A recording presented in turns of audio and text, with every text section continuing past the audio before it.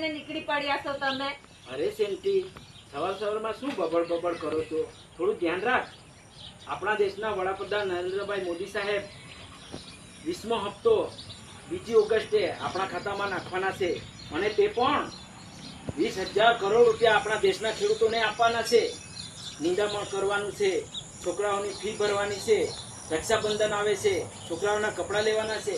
અને કાલે તું જ તો કહેતી હતી કે છોકરાઓની ફી ભરી આવો, છોકરાઓના કપડાં લઈ આવો. આ બધા પૈસા લાવશું ક્યાંથી?